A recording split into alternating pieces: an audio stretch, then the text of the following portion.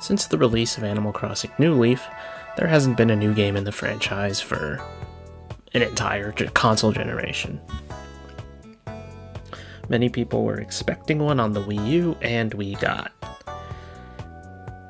Animal Crossing Amiibo Festival. Not going to talk about that.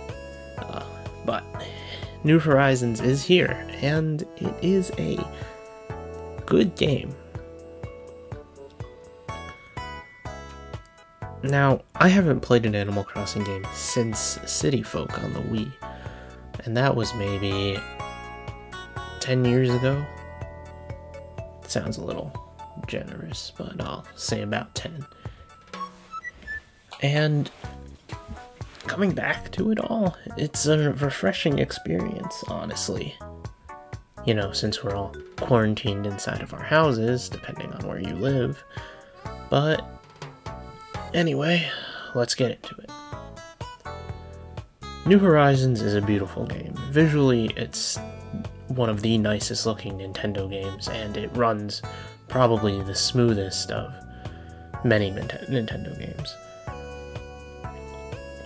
There are a lot of small details that make the world feel more alive. Villagers are doing exercises, reading books, fishing, even eating some food.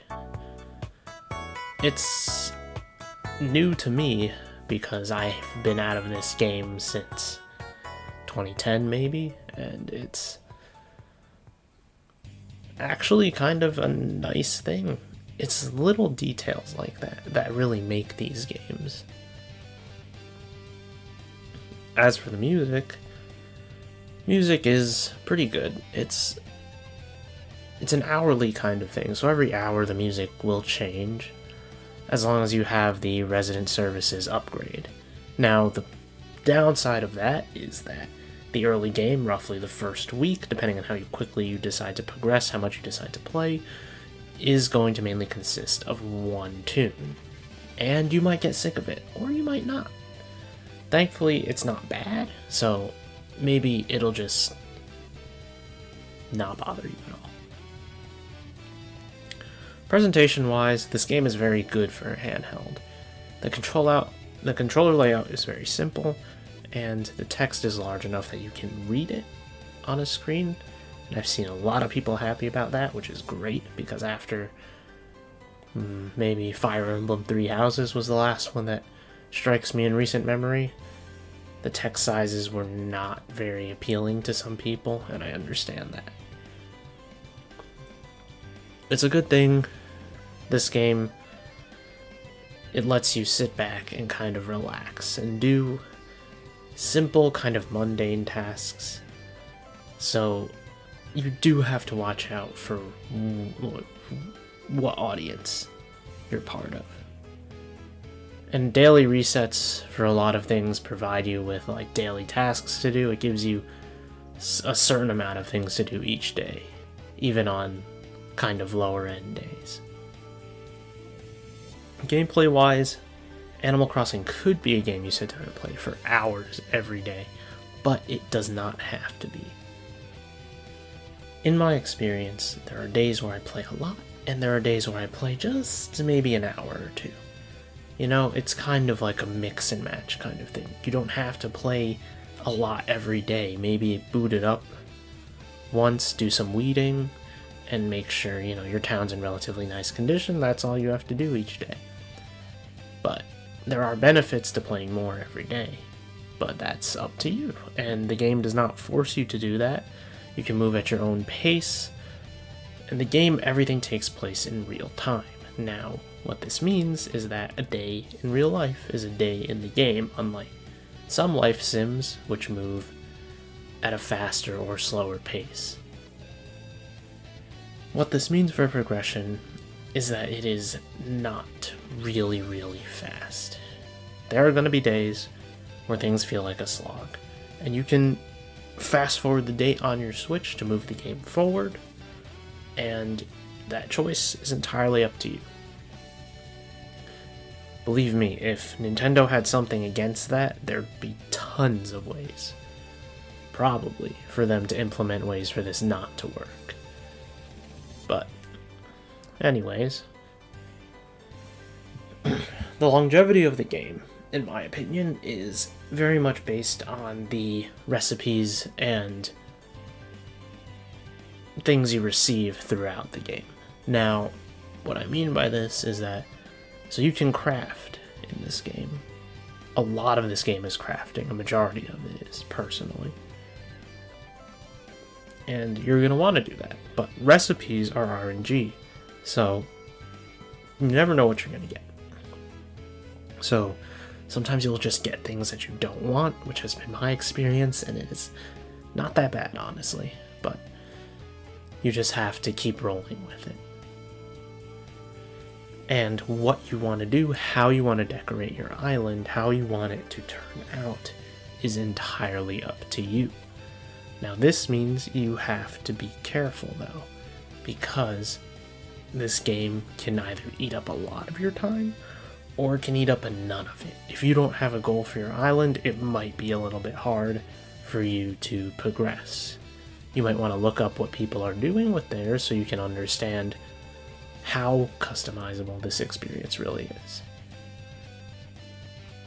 Honestly, making money and paying off your loans are key components for progression in the early part of the game. But some people just choose to ignore those things. It's really up to you. A few problems I have with this game. They're not big. They're relatively small things, doesn't really change much to me. But there are a few things. First of all, I can't choose a quantity of an item I want to buy. There's a point where I was told to plant flowers, and I was like, oh, well, I want to do this, and like I want to plant flowers around the residence area. And I had to buy them either in singles, so 1 pack of seeds, or in bulk, and that means 5. There's no alteration there. It's either 1 or 5. There's no in between. So I had to buy them in bulk, and instead of letting me pick, like, how many bulks do you want? How many, how many packages of this do you want? It's like, yeah, you're getting 5. Or you're just getting 1. Better pick.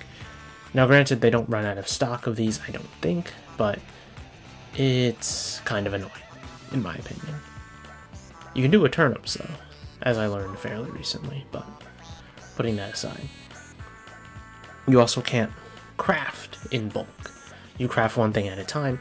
Even if you have the resources for 10 of them, you're going to craft one at a time. Unless I just haven't reached that point, but I really don't know. And I guess I mentioned this before, but a problem if you are looking to buy this and you're watching this review, note that when you start the game, you should start to make goals for yourself. Short-sighted goals. Have a long-term and have a short-term. And then you'll feel like you're doing something each day. If you just want to play the game and just fish and catch bugs the whole time, then that's fine. If you want to make some crazy collage of custom designs, do that. It's up to you. But if you feel like you're not going to be able to, you don't understand why this game is so exciting, I would say give it a try, but I don't know if you want to buy it right off the bat. Because if you don't like it, then it's not going to feel like a worthwhile purchase. Here's another thing. It's okay to not play the game much on some days. So, like, you can play for like 5 minutes one day, that's fine. Like, sometimes the content is dry, sometimes the game is dry. Maybe you spent 10 hours playing one day and you don't feel like playing the next day at all, but you're like, I kind of need to, but you don't. It's okay. Take your time. Fish and bug spawns change each season, and that means that as time progresses, let's say you want to advance your museum, sometimes you're going to have to wait till the end of the month to get some of these different fish and bugs. So you could leave the game essentially not play it that much for maybe like a few days and, here and there play it. And then when a new month comes, there might be new spawns for you to fish and catch and put in the museum, sell, whichever you want. Put in your house. I don't know. And they're constantly updating this game. Nintendo is on a streak where they really like to update their games just consistently.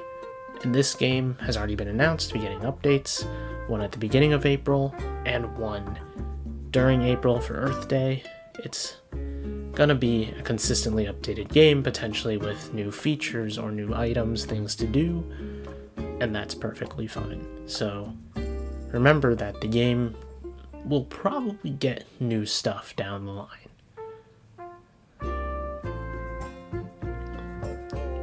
Animal Crossing is not a game that needs to be binge played at all.